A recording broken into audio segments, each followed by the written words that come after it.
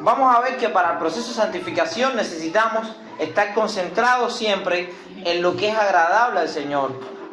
La Biblia nos habla de estar siempre comprobando lo que es agradable a Dios, porque hay cosas que a nosotros nos parecen agradables, pero para Dios no lo son. Y a veces erramos, y ese error es pecado. Muchas veces tratamos de hacer diferencia entre error y pecado es sencillamente errar a blanco, es fallar, y vamos a ver qué caro puede costar un error. Sin embargo, también vamos a aprender cómo Dios aprueba a aquellos que luego del error se arrepienten y se apartan del error. Vamos a ver qué nos enseña Eclesiastés capítulo 10, versículo 1, empieza diciendo: las moscas muertas hacen heder y dan mal olor al perfume del perfumista. Así, una pequeña locura al que es estimado como sabio y honorable. En otras palabras, lo que está diciendo el sabio rey Salomón es que como una mosca muerta puede echar a perder toda la obra de un perfumista, dando mal olor, lo opuesto a lo que se supone que de un perfume buen olor, asimismo una pequeña locura puede ser una gran mancha y puede acabar con toda una vida de santidad. Porque aunque nos arrepintamos, aunque nos apartemos, siempre queda la marca del fallo. Y vamos a ver qué tan real fue esto en la vida del rey David. En el libro de 2 de Samuel 24 dice: volvió a encenderse la ira de Jehová contra Israel e incitó a David contra ellos a que dijere: ve, haz un censo de Israel y de Judá. Y dijo el rey a Joab, general del ejército que estaba con él: recorre ahora toda la tierra de Israel, desde Dan hasta Beerseba, Dan al norte, Beerseba al sur, y haz un censo del pueblo, para que yo sepa el número de la gente. Y Joab, lógicamente, esto no le gustó y le dijo al rey: ojalá y Dios multiplique la gente del pueblo y tú los veas. Ojalá y el pueblo crezca y ojalá y tu vida sea larga. Pero, ¿por qué hacer esto? ¿Por qué hacer esto si nuestra confianza está en Dios? Y vamos a ver que aún así David impuso su voluntad sobre la voluntad de Joab y de los soldados, es decir, de los generales del ejército, y se terminó de hacer en un periodo de 9 meses todo este censo. Y mientras se va haciendo, David va siendo consciente de que ha pecado. Aquí nos dice que fue el Señor quien incitó a David, pero en otro pasaje nos dice que fue maligno. ¿Y qué podemos entender acá? Bueno, que primeramente David tenía la intención de hacerlo, el diablo quiso tomar ocasión y el Señor en un momento dado decidió permitirle al diablo que diera rienda suelta para tentar a David y David terminara haciendo lo que su corazón ya deseaba hacer. ¿Por qué? Porque dice la palabra que el designio del corazón del hombre es de continuo solamente al mal. Y es la gracia de Dios la que impide que nosotros seamos cada vez más malos. Es la gracia de Dios quien hace que nosotros seamos santificados. Dice que cuando termina de hacer el censo, que vienen a darle los resultados, viene palabra de Dios al profeta Gad y le dice: sí, tú pecaste, y Dios te da 3 opciones. Que haya hambre en toda la tierra por 3 años, caer delante de tus enemigos por 3 meses, y una tercera opción es que haya pestes, es decir, enfermedades que maten al pueblo durante 3 días. Y David, después de meditar, imagínense ustedes, para que vean qué importante es el liderazgo, y los líderes tienen que prepararse y ver porque sus actos pueden repercutir positivo o negativamente. Ahora, por un acto de David, tiene que elegir entre 3 opciones que van a afectar al pueblo: o caer delante de sus enemigos, o pasar hambre, o que haya enfermedad. Ahora, ¿qué dice David después de meditar y conociendo a Dios? Dice: bueno, elijo la tercera opción, que es la de 3 días con enfermedades. Porque ya sea que haya hambre o que haya derrotas del pueblo, todo esto está en manos de hombres que no son misericordiosos. David conocía la naturaleza del hombre y conocía la naturaleza de Dios. Yo prefiero, dice David, caer en las manos de Dios por 3 días de enfermedad, porque quien va a traer esa enfermedad es el Señor, porque también sé que el Señor es misericordioso. David decidió encomendarse al castigo que implicaba a Dios, porque conocía que Dios era misericordioso. Y en este contexto David escribe el Salmo 91, y es a donde vamos a ir hoy. ¿Por qué les doy este contexto? Para que sepan en el momento histórico de la revelación bíblica donde se escribió este Salmo. Se escribió cuando el pueblo estaba por consecuencia de haber sido censado por David. Y se dijo, bueno, tenemos 800.000 hombres de Israel y tenemos 500.000 de Judá. Tenemos casi 1,5 millones de personas que pueden ir a la guerra, David. ¿Y quién le había dado la victoria a Israel? ¿Eran los hombres o era Dios? La victoria viene del Señor. Y es lo que David no había meditado, y es por lo que estaba viniendo esta consecuencia de una gran enfermedad. Y dice, el que habita al abrigo del Altísimo morará bajo la sombra del Omnipotente. Vamos a ver que esto, más que una redundancia, tiene una razón de ser. El que mora con el que habita, el abrigo con la sombra y el Altísimo con el Omnipotente. El que mora al abrigo del Altísimo, el que se refugia en Dios, morar es vivir, hacer casa, estar en ese lugar. Pero no es en cualquier lugar, es el abrigo. El abrigo es lo que nos protege del frío. ¿Y qué es el frío? Bueno, el frío también puede interpretarse de una manera, espiritualizando el texto, como el estado contrario a la cercanía a Dios. En Apocalipsis hay una iglesia que se debatía entre el frío y el calor. Y una iglesia tibia es más desagradable a Dios que una iglesia fría. ¿Qué pasa con las iglesias frías? Que tienen nombre de que viven, pero están muertos. La frialdad espiritual entró y destruyó. Sin embargo, queda el nombre. ¿Cuántos no han entrado a una iglesia católica? Cuando vemos la construcción, es impresionante. Cuando vemos la vestimenta de los hombres que ahí están, es decir, estamos hablando de los sacerdotes, una vestimenta que refleja exteriormente una santidad, nos parece que está viva, pero realmente está muerta. Sin embargo, una iglesia bíblicamente ordenada y que pone todo su esfuerzo en agradar a Dios, puede estar reunida debajo de un árbol y estar más viva. Tenemos que habitar bajo el amparo y la protección del Altísimo. El Altísimo es que no hay otro más alto que Él. Dios es muchas veces identificado en la Escritura como el Altísimo o el más alto. Y eso es bueno porque no hay un jefe por encima de Él. No hay alguien que pueda venir y exigirle. Y dice que el que habita al abrigo del Altísimo, ¿qué le pasa? Le van a venir bienes, va a ir al cielo. No, la recompensa de morar al abrigo del Altísimo precisamente es, como dice, morará bajo la sombra del Omnipotente. ¿Por qué digo esto? Porque a veces las personas enfocan la vida cristiana, como ve a la iglesia, órale a Dios, como bien decía el pastor, nos estaba enseñando, no des para que Dios te dé, da en gratitud, que es diferente. La actitud es diferente. Cuando tú das para que Dios te dé, eso es un interés, es un negocio. Es como cuando en otros países la gente invierte dinero en la bolsa, invierte en una empresa. ¿Por qué? Porque esperan recibir de regreso más de lo que dieron. Y eso no es nada altruista, eso no es nada solidario, eso sencillamente son negocios. Y si tratamos a Dios como una inversión, como si fuera la bolsa de valores, tú inviertes y Él te devuelve, no lo estamos conociendo realmente. No solamente en el tema del dinero, sino también en la vida. Ve a la iglesia, cree en Dios para que tú veas cómo no te vas a enfermar, cómo te va a ir bien en la vida. Bueno, ¿y qué pasa con hombres como Job? Que por creer en Dios y por vivir bien, lo que le vino fue una calamidad. Entonces vamos a ver que la vida cristiana no es vívela para que te vaya bien, es vívela porque Dios es digno. ¿Y cuál es la recompensa real de vivir la vida cristiana? Bueno, según este mismo primer versículo, la recompensa es sencillamente vivir la vida cristiana. La recompensa de habitar al abrigo del Altísimo es morar bajo la sombra del Omnipotente. Claro está que al morar bajo la sombra del Omnipotente, al Dios ser tu abrigo, es quien te refugia del frío espiritual y quien provee todo lo que necesitas. No negamos lo que decía Pablo, mi Dios suplirá todo lo que les sea necesario a ustedes conforme a sus riquezas en gloria. Y ahí está hablando de bienes materiales. Sin embargo, el salmista también le pediría a Dios que lo tuviera al sustento necesario. Ni mucho, Dios entiende que hay veces que nosotros no podemos manejar demasiado porque saca un lado malo de nosotros. Ni tampoco poco, porque también la pobreza puede sacar un lado malo de nosotros. Dice Pablo que teniendo sustento y abrigo, ya él se sentía conforme. ¿Y saben por qué Pablo podía sentirse conforme con sustento y abrigo? Y el hombre carnal no se puede sentir conforme con estas cosas tan básicas.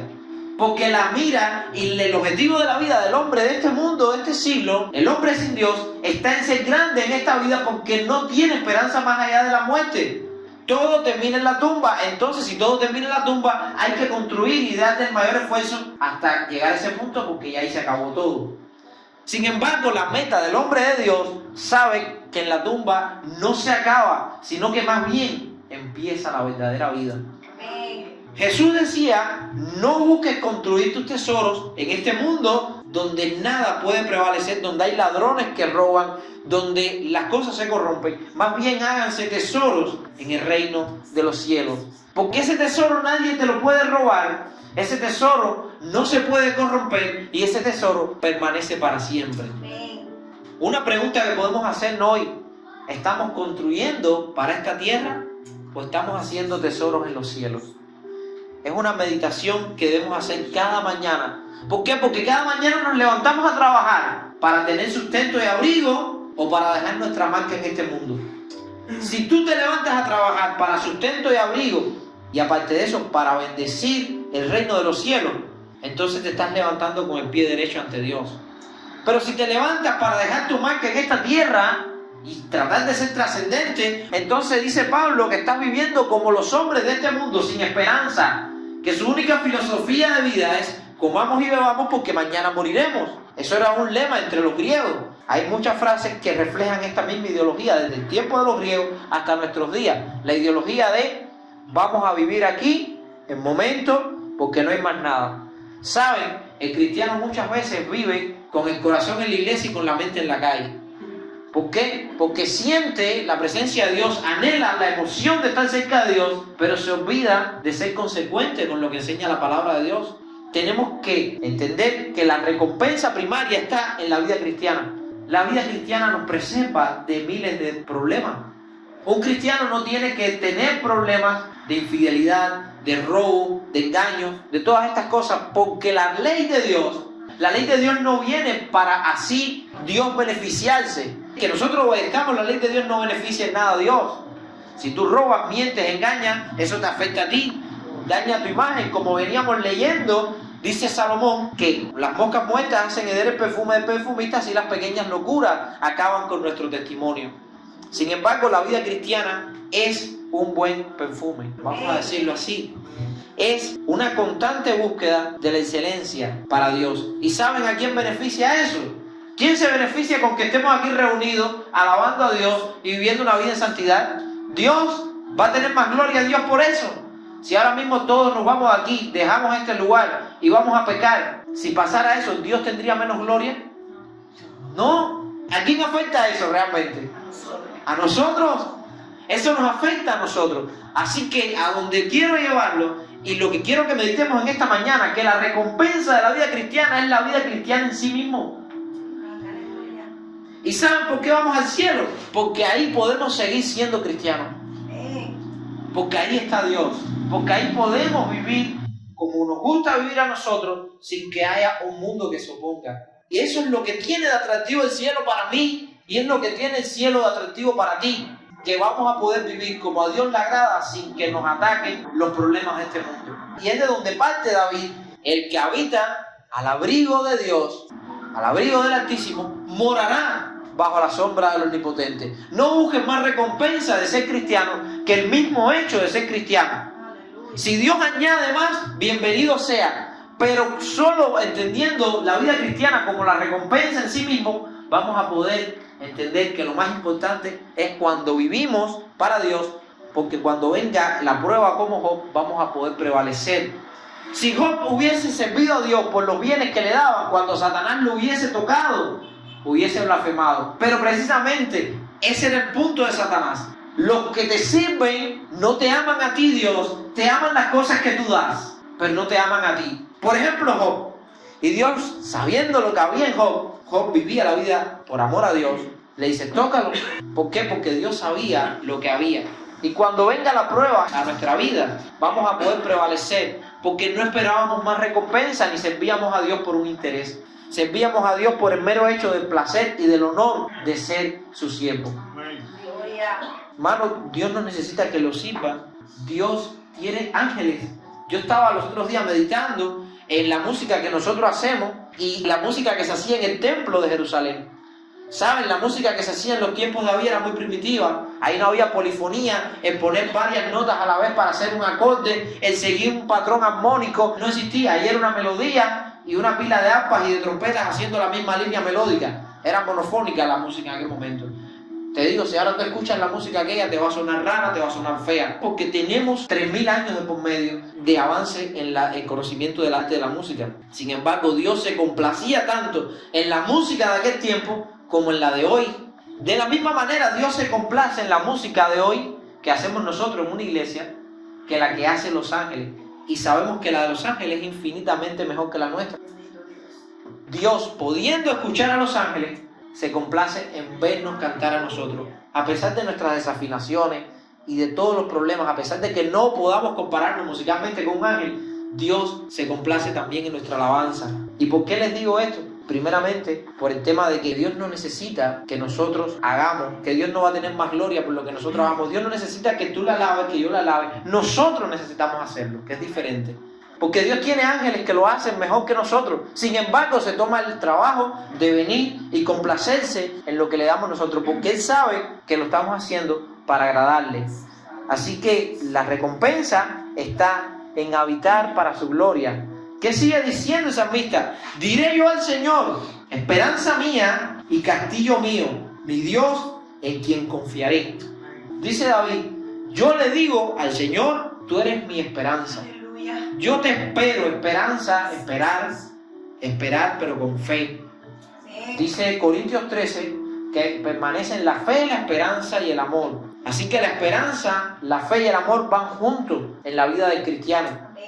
Claro que sin amor la fe no va a ninguna parte y la esperanza es vana. Teniendo el amor de Dios, nuestra esperanza es firme y es fiel también. Esperanza mía y castillo mío. El castillo también es el lugar donde mora el rey, porque puede tener descanso y seguridad. Dios provee para nosotros no un castillo material, pero sí un fuerte espiritual, un lugar seguro donde podemos estar confiados, donde nuestras necesidades están cubiertas. No por sirvientes que pueden fallar. La mayoría de reyes en la antigüedad de los diferentes imperios morían en revueltas palaciegas, la guardia personal lo mataba. Así murieron una pila de reyes traicionados en el lugar de seguridad. Los guardias pueden fallar, sin embargo, cuando tu castillo y tu protección es el Señor, tienes la seguridad que tenía David. David falló, decepcionó a Israel y nunca nadie se le ocurrió levantar la mano contra él. ¿Por qué? Porque David no decía, mi guardia personal, mis 30 hombres valientes, los 300 hombres valientes de David. David decía que en última instancia no estaba en la habilidad de los que lo protegían su seguridad, sino en la seguridad de que ha hecho de Dios su habitación, su morada y su castillo. No voy a confiar en los bienes que tengo. Acuérdense que David nació en una familia muy pobre y fue despreciado de entre todos sus hermanos. David llegó al reino y luego su hijo se le reveló. David supo varias veces lo que es perderlo todo. Sin embargo, ¿por qué la salud mental de David se mantenía íntegra y su reino estable? Porque su confianza no estaba como Saúl, que buscaba la confianza en las tropas y se volvía loco cuando pensaba que alguien lo podía traicionar. Tenemos que tener claro que cuando estamos sirviendo a Dios, cuando tenemos un liderazgo, tiene que ser en base a que sea Dios quien sostenga ese liderazgo. Hermano, hoy hay un problema. Cuando una persona está en un liderazgo, una responsabilidad, siente que si hay alguien con más talento o que lo hace mejor, ya es una amenaza. Pero ¿saben cuándo pasa eso? Cuando el Señor no es tu confianza. Yo recuerdo una iglesia donde había un pastor que no era el más hábil teólogo de los que tú puedas conocer, no era un gran teólogo ese pastor. Y esa iglesia entra uno de los mejores teólogos que tenía este país. Y en una ocasión un hermano le pregunta al pastor, pastor, ¿usted no tiene miedo? Dice, no, yo le doy gracias a Dios. ¿Por qué? Porque mi ministerio de él no tiene nada en contra. Él me sirve y yo le sirvo. Él edifica la iglesia en el conocimiento de la palabra y yo edifico a la iglesia en la guianza y la aplicación de lo que Él está enseñando. Y velo por la iglesia. Y por algo más. Porque por muy buen maestro que Él sea, necesita ser pastoreado. Aleluya. Eso es un hombre que vivía conforme a David. Un hombre que había puesto su confianza en Dios. Y por último, si este maestro, el gran hermano, este teólogo, en algún momento trata de quitarme y lo consigue, yo voy a entender de que fue Dios quien quiso que yo saliera. Aleluya. Porque yo entiendo que mi vida y mi ministerio está en las manos de Dios, no en las acciones de ningún hombre. A este pastor no le quitaba el sueño que vinieran grandes pastores, grandes músicos, grandes maestros. No le quitaba el sueño porque él sabía a qué Dios lo había llamado y que era él. Que el llamado que Dios le había hecho era él y que Dios iba a cumplir su propósito en él. Así mismo tienes que aplicarlo a tu vida. Tal vez no en el pastorado, tal vez no eres maestro, pero tienes un ministerio. Dios te ha llamado a servirle en algo. Nadie te va a quitar el lugar en lo que Dios te llamó a servir. Solamente tienes que obedecer y poner tu confianza en Dios, como hacía David. Decía, mi fortaleza, en quien confiaré. No es una pregunta, no es en quién confiaré, sino una afirmación, en quien yo confiaré. Confiaré en ti, Señor. Y sigue diciendo, Él te librará del lazo del cazador y de la peste destructora. Aleluya. ¿Quién era el lazo del cazador? Aquellas personas que ponen trampa a tu vida, aquellas personas cobardes que ponen trampa porque son incapaces de encararte de frente y hablan más por detrás de ti y ponen trampas. ¿Saben cómo caza el cazador al lobo o al oso? ¿Le va de frente con las manos abiertas? No tiene oportunidad. Entonces, ¿qué hace? Usa astucia y engaño. Pone un lazo, algo que el oso no puede ver, y cuando su pie cae en esa trampa, es capturado y reducido. Cuando nosotros ponemos la mira en Dios, cuando ponemos los ojos en Jesús, autor y consumador de nuestra fe, nuestra vista espiritual se agudiza y podemos ver con claridad los lazos que ponen malignos en nuestros pasos y podemos esquivar esos lazos. Pero para eso hay que poner la mirada en Cristo. Para eso hay que decir lo que dijo David anteriormente. Mi confianza eres tú. Tú eres mi castillo. Yo moro en tu abrigo y me protejo bajo tu sombra. Y sigue comentando. Y de la peste destructora. ¿Saben cuál es la peste destructora? Era el contexto en el que les venía hablando. Todas estas enfermedades. Porque David podía morir en esa peste. Cuando vino la destrucción sobre el pueblo, ¿por qué David no se asustó? Y más bien escribió este salmo. Porque él tenía su confianza en Dios. Bueno, ahora podemos decir, bueno, pero murieron personas inocentes por culpa de David. Primero, vamos a ver algunos aspectos aquí. Muchas veces Dios usa estas calamidades como forma para castigar a los impíos. En Israel había muchas personas que estaban encendiendo la ira de Dios, como nos dice en 2 Samuel 24, y esas personas Dios aprovechó con esta plaga para llevárselas por delante. Y si hubiese algún justo que hubiese muerto por esa plaga, ¿dónde iba ese justo? A la presencia de Dios. ¿Perdió? ¿Perdió? No. No, ganó. De hecho, la gente me habla mucho a veces del hijo de David, el saber que murió. Pobre muchacho que pagó las consecuencias del pecado de su padre. Bueno, en primer lugar, tú y yo estamos pagando consecuencias del pecado de nuestros padres muchas veces, terrenalmente. Yo te digo que ese muchacho es más afortunado que tú y que yo. Santo. Porque no conoció pecado. Ese muchacho no pecó. Fue abrir los ojos a este mundo, cerrarlos y abrirlos a Cristo. Aleluya. Eso se puede decir que fue un castigo, que fue algo malo para ese muchacho. ¿Saben qué pasa? Que la mente mundana sigue metida en nuestros corazones muchas veces y seguimos viendo la muerte como lo peor. Dice Pablo que para él el vivir era Cristo y el morir era ganancia. Cuando nosotros podemos entender, mi hermano, que morir es ganancia, que si morimos estamos ganando, entonces podemos entender por qué Pablo, cuando fue apedreado en Listra, después que lo apedrearon, el Señor permitió que no se muriera, se levantó y dijo, vamos a seguir trabajando. Si Dios permitió que siguiera vivo, pues sigo vivo. Pablo no se refugió en la amargura de mira lo que me hicieron y el Señor, ¿dónde estaba cuando me estaban apedreando? Gloria.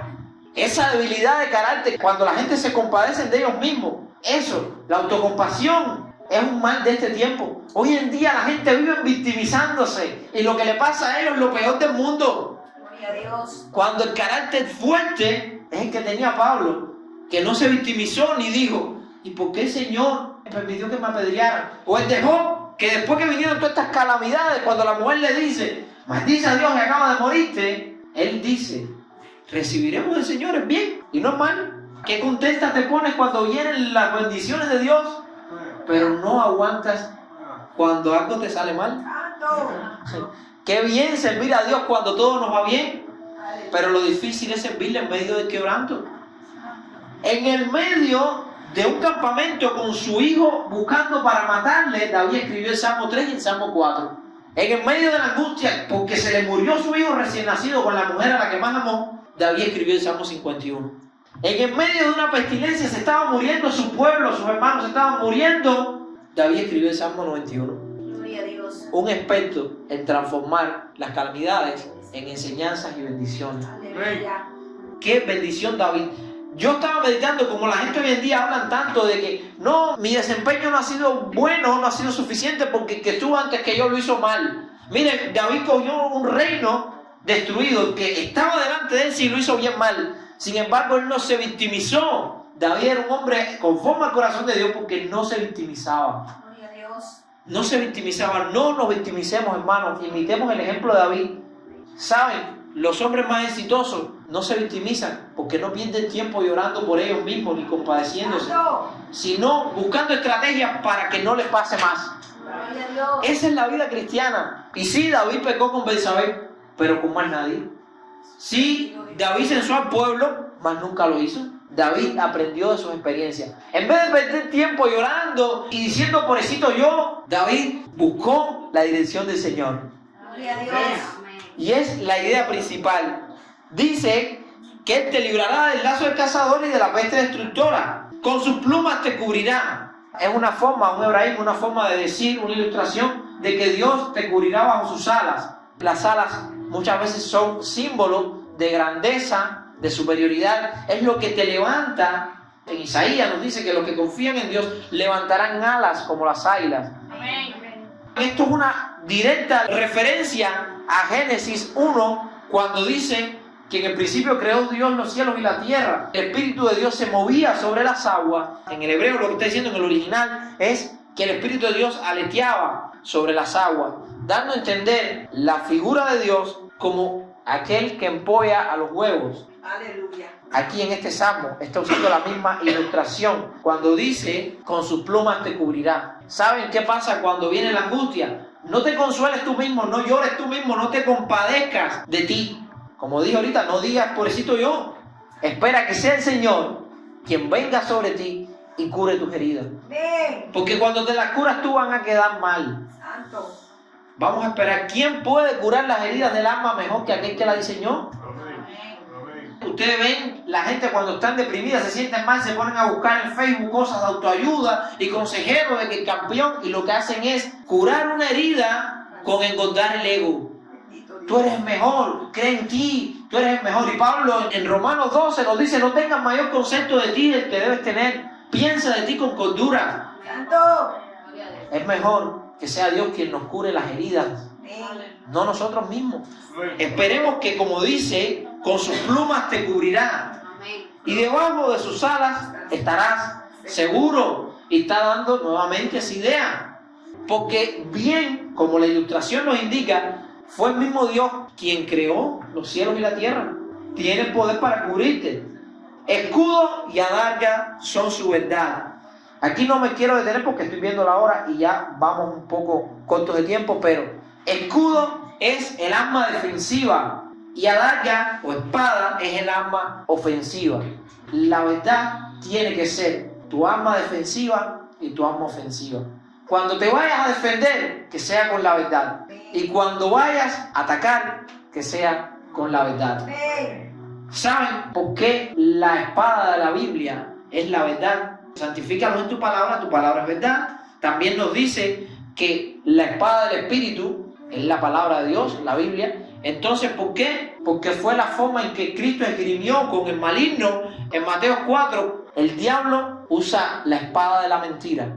Y Jesús, fíjense que siempre cita la Escritura. Así que la verdad por delante. Amén. Y bueno, ya que estamos en esta ilustración de espada y escudo, podemos referirnos claramente a Efesios 6:10. Tomen toda la armadura de Dios con las cuales puedan resistir al diablo. El apresto del Evangelio, la iglesia no camina si no es por los evangelistas. Claro, el Espíritu Santo, pero a través de estos hombres, puntera de la iglesia, el evangelismo es central en la iglesia. No solo el apresto del Evangelio, la coraza de la justicia. La coraza, lo que protege el corazón, tiene que ser la justicia de Dios, no la tuya, no la mía, porque esas corazas no resistirán los dardos del maligno. Es la coraza que Dios te da. La coraza de la justicia, el yelmo de la salvación, es decir, el casco de la salvación. Imagínense ustedes lo que debe cubrir nuestra cabeza. Una herida en la cabeza es fatal. Sin embargo, cuando nuestra mente está dispuesta a entender de que Dios es quien nos ha salvado, entendemos que nuestra cabeza, nuestro centro de operaciones está seguro. ¿Pero está seguro en qué? En la realidad de que Cristo murió por nosotros, de que Cristo nos ha salvado. Y así sigue hablando del escudo de la fe y de la espada de la palabra.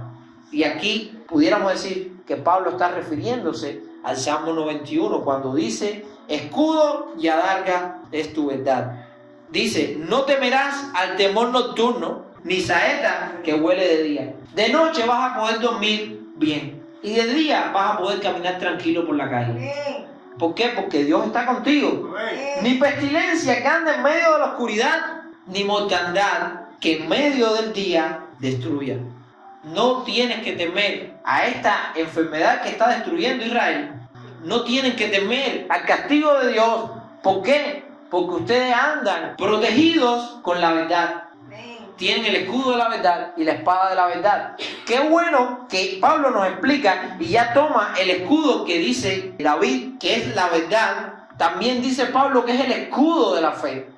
En Efesios 6 dice que el escudo es la fe. Amén. ¿Por qué? Porque cuando el maligno nos ataca, lo primero que detiene ese ataque no es la espada. Nadie se protege con la espada. La espada es para contraatacar, pero cuando recibimos un ataque, la fe por delante. La fe por delante. Después que la fe amortigua el ataque de quien te está agrediendo, entonces tú puedes gestionar con la espada de la palabra un contraataque espiritual. Vamos a seguir confiando en que hoy, después de 2000 años de que Cristo y Pablo dijeran esto, o 3000 años después de que David escribiera este salmo, las verdades siguen siendo tan relevantes como en sus días. Amén. No temerás, caerán a tu lado 1000 y 10.000 a tu diestra. ¿Saben? A ti no llegará. Aleluya. ¿Pero por qué a ti no llegará? Porque tú moras bajo el abrigo de Dios. Tú vives bajo la sombra del Omnipotente. Por eso a ti no llegará. No porque tú eres el mejor, sino porque Dios está contigo. Amén. Si Dios está contigo, no tienes nada que temer. Mas a ti no llegará. ¡Ay, qué lindo suena cuando lo estamos leyendo aquí! Pero David lo está diciendo en un contexto donde están cayendo de verdad miles de personas muertas. Pero él confiaba a que él no iba a llegar. Aleluya. No porque él era el rey, sino porque él estaba protegido por la gracia y la misericordia de Dios. Amén. Ciertamente con tus ojos mirarás y verás la recompensa de los impíos. Y es la idea que yo le estaba diciendo ahorita. ¿Saben? Dios aprovechó este mal para bien. Dice Romanos 8 que todas las cosas para los que aman a Dios ayudarán a bien. Amén. ¿Y quién estaba muriendo? Dice David, los impíos. Verás cómo mueren para tu lado 1000 y para tu otro lado 10.000. Sin embargo, tú no mueres. ¿Por qué ellos mueren y tú no? Porque tú estás viendo la recompensa de los impíos. La recompensa de los impíos es la muerte y luego el castigo. Bendito Dios. Hay cierto cantante que decía que de esta vida nadie se va debiendo nada. Es cómico. Y los otros días, wow, qué decepción, escuché a un pastor hablando del karma. Imagínense ustedes, filosofía hindú metida dentro de la iglesia. Yo le decía, pastor, y hombres como Stalin, un hijo del demonio que se murió de viejo, tranquilo. Hombres como Hitler que se suicidó y no pudo pagar la maldad de lo que hizo. ¿Saben? De este mundo hay gente que sí se van sin pagar. pero van a encarar la justicia de Dios. Y de la justicia de Dios sí nadie se libra. ¿Saben lo malo de esto del karma y de que de este mundo nadie se va debiendo nada? Que nos hacen creer una expectativa falsa. Dice también la palabra que hay hombres que haciendo el mal prevalecen. Asaf en el Salmo 73 decía que la gente, los impíos, gozaban y se morían tranquilos y llenos de riqueza. Y el justo, dice que hay justos que por su justicia les pasa la vida como si fueran impíos. Y hay impíos que por su impiedad alargan sus días y tienen riqueza y no les falta de nada. Sin embargo, nuestro sentido de la justicia no está en este mundo. Está en lo que decía la parábola, la ilustración de Jesús, del rico y Lázaro. El rico parece que toda la vida le fue bien y Lázaro parece que toda la vida le fue mal. Y a los ojos de este mundo, el rico era el bendecido y Lázaro era el que estaba en desgracia. Sin embargo, ¿saben qué cosa es la vida? Un pestañazo en la eternidad. No es nada. No es nada, exactamente como dice mi hermano. Es vanidad, por eso dice vanidad. ¿Sabe cuál es la palabra vanidad? El nombre Abel, que le puso Eva a su primer hijo, significa vanidad. La palabra hebrea significa bruma, neblina. Es eso que tú te levantas por la mañana y ves que está una neblina increíble, das la vuelta y ya no queda nada. Así es la vida, vanidad. Dice la palabra que es vanidad y así es la esperanza del hombre impío. La vida es vanidad y cuando se acaba, entonces a los ojos de Dios, ¿quién fue recompensado? Lázaro. ¿Quién fue castigado?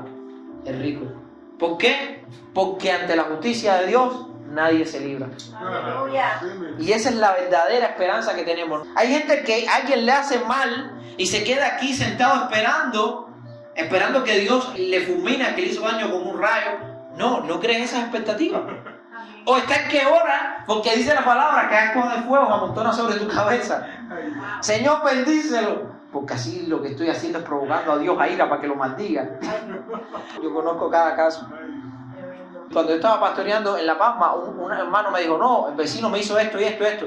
Pero yo estoy orando por él para que el Señor lo bendiga. Y yo le digo, oye, qué nivel de espiritualidad. Y después lo echó a perder todo cuando me dice, sí, pastor, porque cuando yo hago eso, dice el Señor que ascuas de fuego montono sobre su cabeza, Dios lo va a... No, ya lo echaste todo a perder. Ya no quiero esa espiritualidad. Así pasa. Hermano, vamos a hacer las cosas no para que le vaya mal al prójimo. No vamos a esperar la justicia en esta tierra, vamos a esperar la justicia de Dios. Dice, ciertamente con tus ojos mirarás y verás la recompensa de los impíos. Porque he puesto a Jehová, que es mi esperanza, al Altísimo por tu habitación. Y vuelva a la idea del principio, del Señor es nuestra habitación. ¿Por qué tú vas a ver al impío fracasar? ¿Por qué vas a ver la recompensa del impío? Cuando tú entres en el seno de Abraham y él vaya al Hades, porque has puesto al Señor por tu habitación, porque tú has confiado en Dios, no te sobrevendrá mal, ni plaga tocará tu morada. Bueno, y los cristianos que se enfermaron de COVID, a ver, ¿por qué vienen las enfermedades? Según el mismo Salmo y el contexto de la Biblia, por dos razones. Una, consecuencia del pecado. Dos, la creación caída. Porque sencillamente las cuestiones ambientales son proclives a que las enfermedades avancen. Así que hay personas que se enferman como castigo de su pecado y hay personas que se enferman sencillamente porque están en un ambiente corrupto. ¿Saben cuál es la bendición? Cuando dice la Biblia que Cristo llevó nuestras enfermedades también. Y cuando dice este salmo que plaga no tocará tu morada. A la luz de que también los cristianos nos enfermamos y nos morimos por COVID y por otras cosas. Que nunca un cristiano se enferme, va a estar enfermo por consecuencia de su pecado o por un castigo de Dios. Nosotros no nos enfermamos por un castigo de Dios. Dios no nos va a castigar con una enfermedad. Es lo que está diciendo David. Esto que está viniendo y lo que está haciendo Dios de que están cayendo miles y 10,000, lo está usando como una forma de castigar a los impíos. Pero a ti no te va a contar con los impíos. Es lo que está queriendo decir el salmista. Dios no te va a contar a ti como digno de morir, como cuenta a los impíos. No te sobrevendrá mal, ni plaga tocará tu morada. Independientemente que también puede implicar que en situaciones excepcionales Dios también te proteja. Yo creo que sí, que murieron cristianos de COVID, pero Dios protegió más de los que murieron. Sí. Igual, creo que también los que murieron porque ya Dios los quería con Él. No murieron como les decía, ay mira, murió, va a ir a un lugar peor. No, recuerden que lo que estamos hablando, la muerte es ganancia. ¿Qué sigue diciendo? Porque a sus ángeles mandará acerca de ti, que te guarden en todos tus caminos. Y con esto fue con lo que quiso el maligno tentar a Jesús. A ver, tú no vas a poder morir, porque tú eres el Hijo de Dios. Tú estás haciendo lo correcto, a ti no te puede pasar nada malo. Ese es el razonamiento que llegan muchas personas cuando leen este salmo. ¿Saben de quién es ese razonamiento? Del maligno. ¿Qué le está diciendo el maligno a Jesús? Mira, si lo que dice este salmo es verdad, tú que eres justo, no te puede pasar como al impío. Tú no puedes terminar en una cruz al lado de dos delincuentes, porque tú no eres así. No, tú no puedes terminar así. ¿Qué le dice Jesús? No tentarás al Señor tu Dios. No tentarás a Dios, porque lo estaba llevando a que se tirara del templo. Imagínense ustedes, como que ahora yo diga, oye, dice la Biblia que plaga no tocará tu morada, vamos a ir a un hospital donde esté ahora mismo bien el foco de chikungunya y vamos a mezclarnos ahí a ver qué pasa.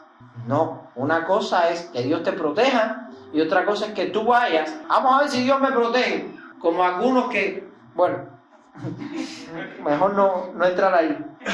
Hermano, hay que tener cuidado con los excesos. La espiritualidad es un arma maravillosa, pero a veces confundimos locura con espiritualidad. Y creo que la medida está en entender lo que nos está aconsejando la palabra de Dios siempre. Sí, la palabra morada en las sesiones que tiene se presenta en la casa espiritual, que sí, que aunque vengan las plagas, tu vida espiritual con tu relación con Dios, eso no va a jugar. Amén. Tu casa sigue fundada sobre la roca. Amén. Espiritualmente, la vida del cristiano es una casa fundada sobre la roca. Que cuando viene, como dice el pastor, los problemas, las enfermedades, toda esa plaga no va a corromper, no va a descimentar tu casa. En las manos te llevarán para que tu pie no tropiece en piedra. Sobre el león y sobre el áspid pisarás. Hollarás al cachorro y al dragón. Por cuanto en mí ha puesto su amor, yo también le libraré. Y este es clave. Por cuanto en mí ha puesto su amor, yo también le libraré. Sin embargo, tenemos que tener cuidado con esta interpretación. Nuestra actitud debe ser como la de los 3 jóvenes hebreos en Daniel capítulo 3, que le respondieron al rey: sepa, oh rey, que nuestro Dios es poderoso para librarnos de tu horno de fuego. Y si aún Él no nos librara, nosotros seguiremos sirviendo a Él y no nos postraremos delante del ídolo. Y esa es la enseñanza principal. Dios puede hacerte prevalecer. Como mismo Dios podía evitar que los romanos masacraran cristianos en los primeros siglos. Dios puede evitar que los cristianos sean masacrados. Sin embargo, les permite que sean masacrados. ¿Por qué? Porque sabiendo que con la masacre mayor recompensa tenían ellos en el reino de los cielos, más aflicciones en este mundo se libraban y sobre todo más personas eran motivadas a seguir a Cristo. Miren cuántas cosas pasaban. Dios decía, ok, van los romanos a lanzar a mis hijos a los leones en el Coliseo romano. Yo puedo librarlos sobrenaturalmente, me basta solo un ángel. O puedo dejar que mueran. ¿Qué pasa si los libro? ¿La gente se va a convertir? Probablemente no. Dice Jesús, la generación perversa y maligna siempre demanda señal, como si viendo un milagro la gente creyera. Yo conocí una persona que fue sanada de cáncer en fase terminal, que le estaban inyectando morfina cada 1 hora porque ya no aguantaba el dolor. Y después que Dios la sanó completamente, desapareció el tumor cancerígeno. Esa persona, después de unos meses de ser sanada, empezó a blasfemar de Dios. Y Dios le trajo un cáncer más fulminante que no tenía nada que ver con el primero. No tenía nada que ver con el primero. No fue una ramificación ni fue una metástasis, no. Fue completamente distinto en un lugar y de otro tipo de cáncer que le dio. Y vio un milagro. Ella no solo que lo vio, sino que lo experimentó. Así que no es por lo que ve la gente. Por eso es que Dios no tiene mucho interés en que tú veas milagros. Sin embargo, sabía que con el testimonio de permitir que esos cristianos murieran, ¿qué pasaba? La gente veía y decían, ¿por qué esta gente está dando la vida? ¿De verdad ellos creen que más allá hay algo más importante? Por eso pueden morir con alegría. Gloria a Dios. No solo eso, sino que esa persona que está muriendo más rápido se reunía con Cristo. ¿Y saben qué pasaba? Se libraban de 20 o 30 años que le quedaría de vida, que es sufrimiento y aflicción. Porque decía Salomón en el mismo Eclesiastés de donde partimos, que la vida debajo del sol es aflicción. tu vida y más la del cubano. El cubano sí le puede explicar a Salomón por qué la vida es aflicción. La muerte puede ser una buena salida. La muerte cuando viene de Dios, cuando es Dios quien te manda a buscar. O sea que la gente se pone creativa a veces. Dice, por cuanto en mí ha puesto su amor, yo también le libraré. Hay veces que Dios actúa como actuó con los jóvenes hebreos. ¿Podía dejar el Señor a los jóvenes en el horno? Amén, podía dejarlo. Y eran mártires, como mismo no impidió que Caín matara a Abel. Sin embargo, quiso Dios glorificarle y librarle. Y se apareció en medio del horno. Dice, le pondré en alto por cuanto ha conocido mi nombre. Me invocará y yo le responderé. Con él estaré yo en la angustia y le libraré y le glorificaré. Qué bendición, ¿verdad? Aleluya. Dios no te promete que no va a venir la angustia, pero sí te promete que cuando estés en la angustia, Él va a estar al lado tuyo. Porque si Dios te libra de la angustia, nunca maduras, nunca aprendes, nunca puedes formar un carácter verdaderamente duro, real, aprobado. Tu carácter no puede ser firme cuando tú no pasas por la angustia. Gloria a Dios. Cuando tú aprendes a valorar lo que tienes, cuando no tienes nada. Si tú naces con todo desde niño, no valoras nada porque para ti son cosas que siempre han estado ahí. Dice Jesús que quien mucho le es perdonado, mucho ama. Hablando de esta mujer que vivió perdidamente y después mostró su amor de una manera increíble. Porque fue consciente, porque vivió en angustia y al ver la libertad de Cristo no sabía cómo agradecerlo, valoraba el perdón. Y es lo que nos está diciendo el salmista. Dios no te va a impedir que no seas angustiado. Lo que sí te da la bendición de estar a tu lado. Te libraré y le glorificaré.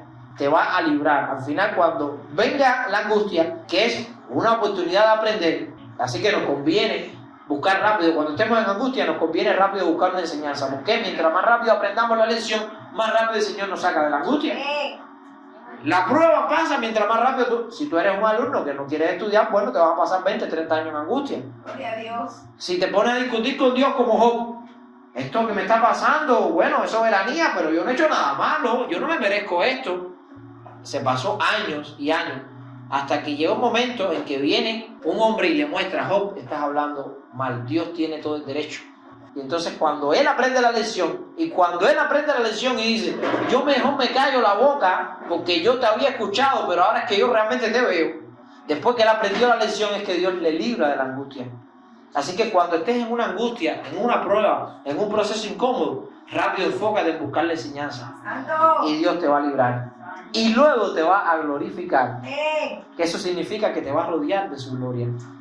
Tu carácter va a ser más expresivo en reflejar la gloria y la honra de Dios. Lo saciaré de larga vida. Pudiéramos entenderlo como lo saciaré de la eternidad o lo saciaré en la eternidad. Y le mostraré mi salvación. Qué bien que Dios nos muestre su salvación. Sabemos que en el contexto, para no cometer lo que se denominaría un anacronismo, probablemente David no esté pensando en la salvación del alma, sino en la liberación de esta situación, de esta plaga en la que está pasando, que Dios le va a librar de no morir con los impíos que están muriendo en la plaga, que está estos 3 días derrotando al pueblo. Pero también sí, aunque en el contexto inmediato del Salmo puede implicar la salvación de los males presentes, si interpretamos la Biblia de una visión general, también pudiéramos ver la salvación de nuestras almas. Cuando le somos fieles a Dios en todo momento, entonces nuestra recompensa va a ser que le veremos cara a cara. Vamos a ver a Dios cuando Él venga, o cuando Él nos llama a su presencia, vamos a ser uno con Él. Yo quisiera terminar orando porque esto se cumple en nuestra vida, que el Señor nos muestre su salvación. Vamos a orar. Padre, a ti sea toda la gloria y la honra y la alabanza por siempre, por los méritos de Cristo Jesús, tu Hijo, a quien amamos, a quien nos encomendamos, Señor, a quien rendimos todo tributo y toda gloria por la obra de Cristo a nuestro favor, por la salvación en la cruz del Calvario, por la bendición de habernos hecho hijos tuyos, Señor, reconciliados por medio de la cruz. Ahora yo te pido por cada vida aquí representada, por mí y por todos mis hermanos, que nos ayude, Señor, a vivir bajo el abrigo tuyo, Señor, a morar bajo tu sombra, Señor, a que tú seas nuestra fortaleza, Señor, nuestro refugio, nuestra esperanza, Que nuestro escudo y nuestra espada sean tu verdad, Señor. Ayúdanos, Señor, a ver la enseñanza en medio de las aflicciones y en medio de toda la prueba, Señor, encontrar tu mano. Y sobre todo, discernir rápidamente que tú estás a nuestro lado en todo momento, Señor. Que cuando nosotros entramos en la prueba, tú sigues estando al control de la misma. Y cuando aprendamos la lección por la cual tú trajiste la prueba, seremos librados por tu mano. Gracias por tu protección que dice tu palabra, Señor, que tú pondrás y nos cubrirás con tus alas, Dios mío. Gracias porque tú proteges nuestras vidas, Señor, en todo momento. Te pido en este instante que bendigas a cada vida aquí representada, que bendigas a Pastor Abel, a su familia, a su iglesia, Señor, y sobre todo, Señor, a la Iglesia Universal de Jesucristo. Bendice a la iglesia en Cuba, Señor, que tanto te necesita, Señor. Derrama de tu espíritu en la iglesia, Señor, para que seamos uno, Señor, como iglesia. Y dice tu palabra que el mundo pueda creer cuando vea que somos uno, Señor. Aviva tu obra también, como en los tiempos de Nehemías, Señor. Aviva tu obra en medio de estos tiempos. Y añade, Señor, de tu gracia. Por Cristo Jesús y sus méritos te oramos, te lo suplicamos todo. A ti sea toda gloria y toda alabanza por siempre. Amén.